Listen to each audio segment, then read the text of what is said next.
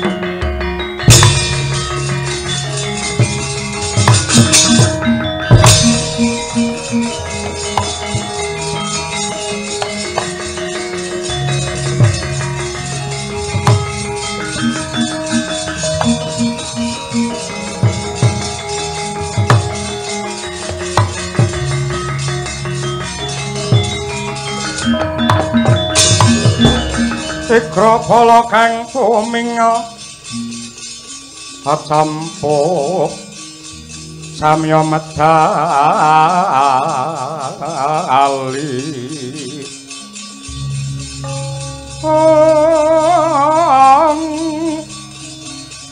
ler tetet wileting kata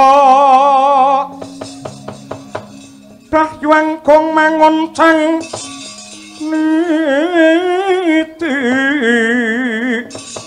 benjang sangat cimicil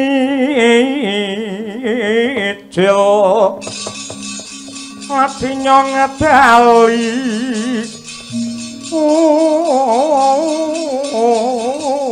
wos Trasta Surawilaga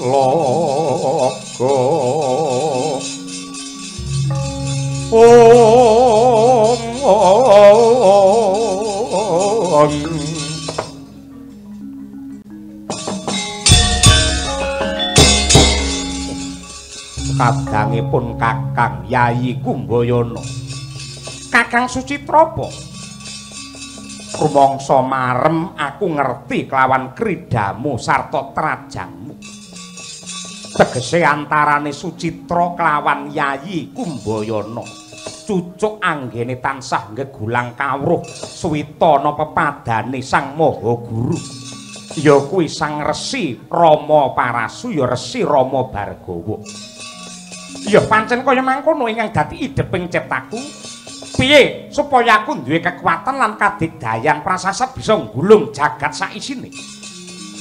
Lambarane wong duwe kaprawiran aja mung waton wani nanging kudu linambaran kautaman. Tegese kadigdayan lan kaprawiranmu gunakna kanggo srana ngayomi marang kabeh para ringkih ingkang mbutuhake katresnane para satriya. Ya ora sah kok kandhane ngono Kakang Sucitra mesti wae Kumbayana ngerti. Wong ya dasare Kumbayana ki atmajaning Narendra ing Baratwaja kene. Kanjeng Rama Baratwaja ning atas angin bener-bener ngudang-udang sarta gadang-gadang marang Kumbayana supaya dadi satriya sing bisa ngayomi sagung para dasih ning syarate aku kudu mulya luwih dhisik. Ya kuwi gegebengan kuwi mujudake panggayuh monggo ya. Ya mung ngene. Yen kowe genah putra Narendra ning atas angin balik aku Sucitra ki mung anake Brahmana ya kuwi Rama Penemban Resi Dwapara. Kowe wis Nyakrawati mbau denda mukti ora kurang sawiji apa. Aku kepengin golek kamulyan, golek kawibawan. Aku njaluk pamit Yai, aku bakal budhal marang tanah Jawa. Kabar sumebar warta-rata. Ana negara sing jenenge negara Pancala ing ngripalungguhan iki anggelar sayembara perang. Sapa wae sing bisa ngasorake putra Pancala ya kuwi ingkang kekasih Raden Gandamana. Ing kono bakal kuwawa mboyong sekaring kedaton Pancala ya kuwi Dewi Gandawati. Aku njaluk pandongamu, njaluk pangestumu tak budhal dina iki men mulya uripku padha karo kowe.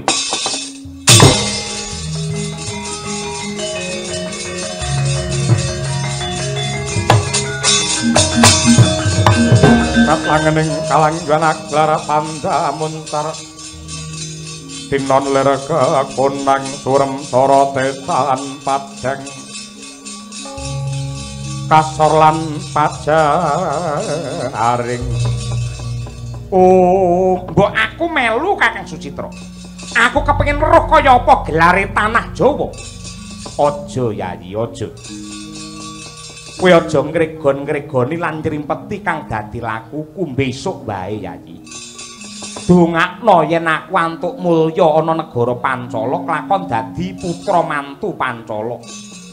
Mengko siadi sumusula yen aku besok ngrasake kamukten kamulyan ana ing Pancala mesti wae aku ora lali karo kowe. Calone aku karo kowe mukti bebarengan ana ing tanah Jawa. Muga-muga lebeng karya ya Kakang Sucitra. Ya, Yayi.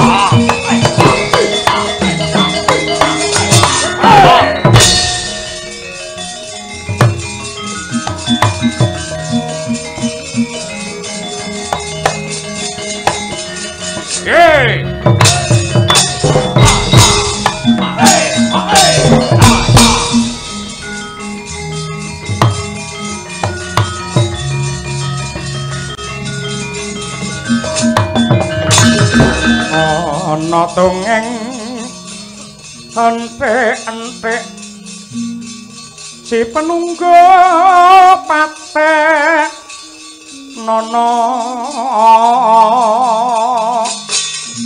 panunggul apa dosane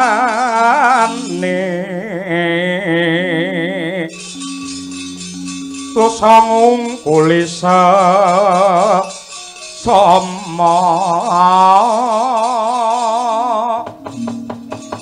aja di ndak kewalat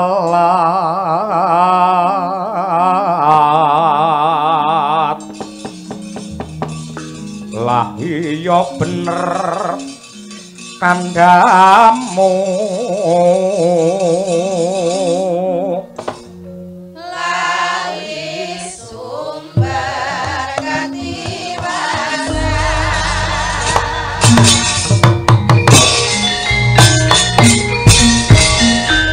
Den Gandamana wong kang kaya kuwi. Aja gembelo sirahmu. Kowe wani ngadekake sayembara prang ana ing Pancala. Padha karo kowe njaluk terke ning Yomani. Sawangen sing kok adhep iki para ratu-ratu pepedhingan. Iki Narendra Tratagbang Prabu Dewadenta. Aku Prabu Dewa Kumara. Yen kena tak pringgake kanthi becik gulungen genderamu. Lerenana anggen mung anakake sayembara prang. Endi Mbak Yumu Dewi Gandawati pondhonge dina iki? Dlangap-dlangap paton ngucap. Yen pancen kowe bakal mupu sayembara gunakna jiwa kasatriyan, wani bedah praja Banda Ratu Boyong Putri. Mula ripalungguhan iki ra perlu kowe kakehan bebangal, kakehan gunem sing tanpa guna. Yen kepengin mupu sayembara tandingana Gandamana, ewadene yen pancen kuwi wong jirih getih wedi mati mundur. Wah, njaluk ratawa umurmu.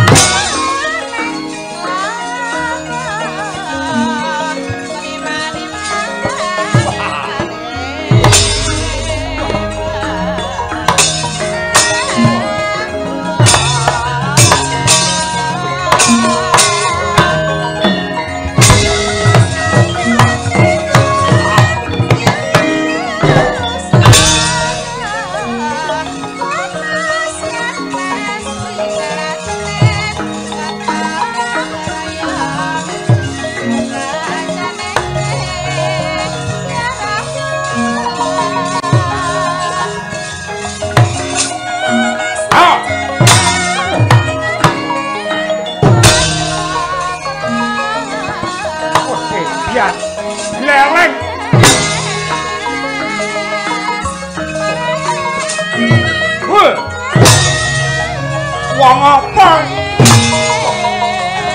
Hei!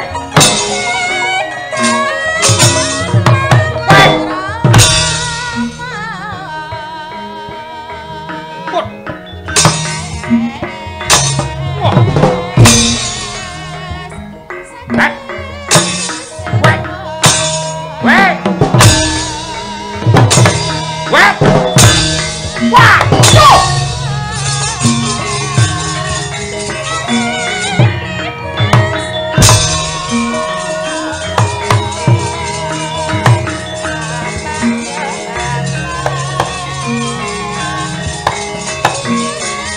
Upuh kondo sikar sirahmu.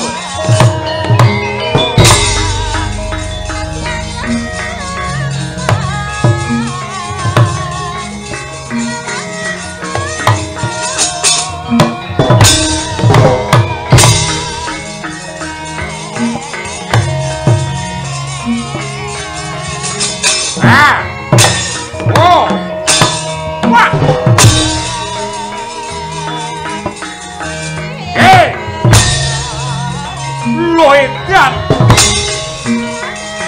atas jati wah lo hey wah lo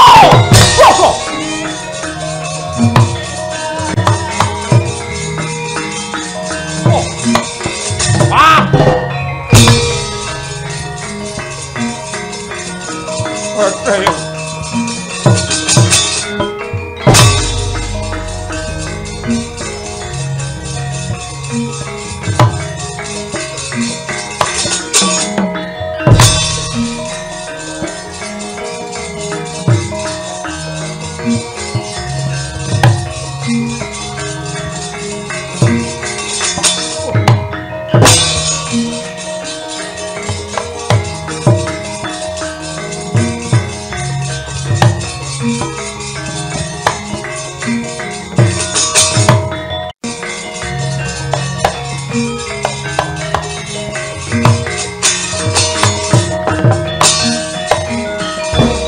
Mawut kang katrajang ing dahana madya sangkep kaprabon prang kang abramarkata wah tublas layak to layak kondange mbrebeki jagat Raden Gandamana. Aku nyatakake pancen kaprawiranmu kuwi ngedap-ngedapi. Ora perlu kowe gunggung kelawan Gandamana wis sapa lan kok ngendi. Diwanungake aku dudu wong tanah Jawa ning saka tanah Sabrang laladan ngatas angin. Aranku Sucitra. Banjur ana wigati apa kowe mapan ana alun-alun negara Pancala. Sak bisa-bisa ya bakal mupu sayembara neter marang ketrimaning uripku mbok menawa dina iki tiba bejane Sucitra. Aku iki wong sing babar pisan ora duwe derajat pangkat lan semat, ora duwe brana picis. Ning sapa ngerti dina iki pangeran paring pepayung nugraha marang Sucitra kelakon dadi putra mantu Pancala anggarwa Mbakyumu Gandawati. Yen pancen kowe bakal garwa karo Mbakyuku ayo Repaluguan iki pitukane ora ana li kejaba kowe kudu pinter ngalahke Gandamana. Yektine wong perang ki ora ngrampungke perkara. Apa kira-kira trep wong bebrayan, wong omah-omah sing sejatine kuwi hanjok marang kasucen lan panembah miwah pangibadah. Ya gene kok diregeti ngangge srana panca bakah rasa kakean cangat wani maju ora wani minggat. Woh, njaluk ra dawa umurmu.